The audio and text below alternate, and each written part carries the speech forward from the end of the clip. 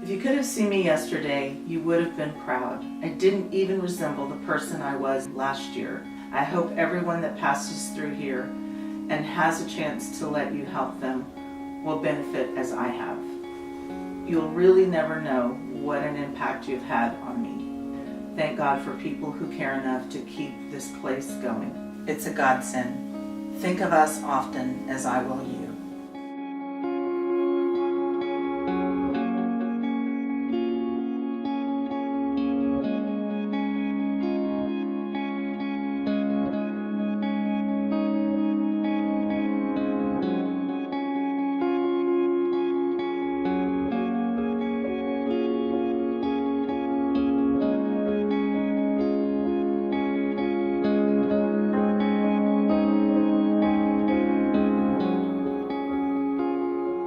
My name is Elva Gonzalez. I'm the Director of Programs and Services at HCWC. I've been here 35 years and began working as a bookkeeper secretary. The center has changed tremendously.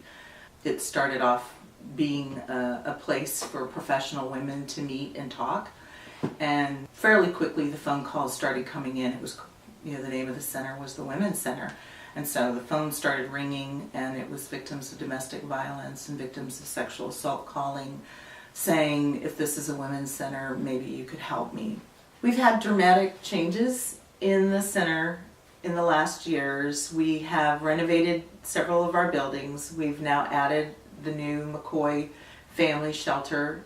We now also have Roxanne's House on our campus, so our Child Advocacy Center has doubled the space that it had in past years in order to deal with the increased number of child victims that are being referred to us by law enforcement. If you look at our numbers, we serve more children than we do adults.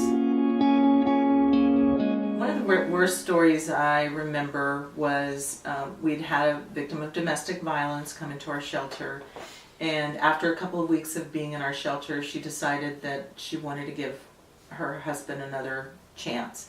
She felt like she really needed to do that. So she left and went back to her home. And I think it was about 3 or 4 weeks had passed, and at that time I had an apartment in the shelter, so in the middle of the night somebody was banging on my door, and I looked out the door and there was a woman standing at the door. This woman had been beaten very badly, to her face, and she was saying she needed help, she needed shelter, and I couldn't recognize her. And she said my name, and she knew who I was, and she was talking to me, and I literally did not recognize her. And she had been that battered woman that I had worked with 4 weeks earlier, and I had worked with her pretty extensively for the short time she'd been there, and I normally would have known who she was, but she was so badly beaten that I did not recognize her and could not understand her.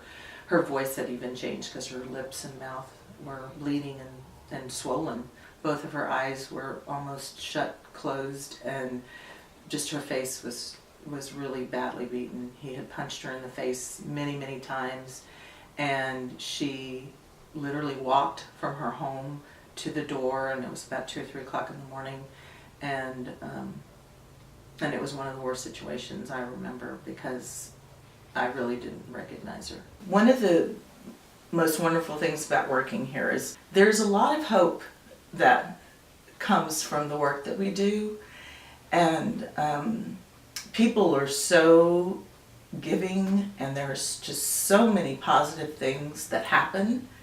We're touching lives, we're working with people, we're helping them really do things that they want to do, but just haven't had the confidence to do or the support to do. So we see people's lives change drastically in very positive ways every day. I remember working with a client who was a very young person with 2 children, and she was really always dependent on someone else in her life because she was so young with 2 children.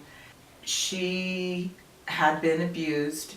There was a lot of emotional, verbal abuse in her relationship, and so she had lost confidence in herself, I think. She came here for services, received counseling.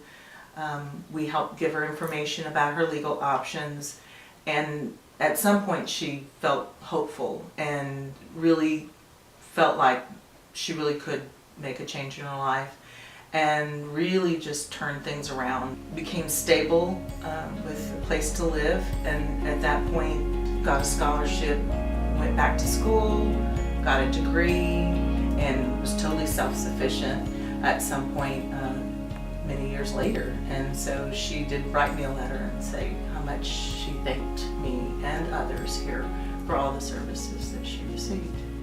Our expansion has really helped us in a lot of ways, but we are finding that Hays County and Caldwell County are growing tremendously. Our caseloads are full. Many times our shelter's full, and also our area shelters are full. That's a hard place to be, to not be able to say, come to our shelter. I think what makes it more difficult for us in Hays and Caldwell County is there's no other options for shelter.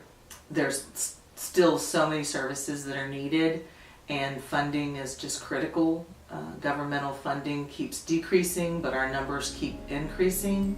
So we are definitely experiencing the need for more funding and the need to provide more services out there in our community. It takes courage and commitment to want to do something about this problem that unfortunately does exist in our world and in our community, and I hope that you'll want to make a difference.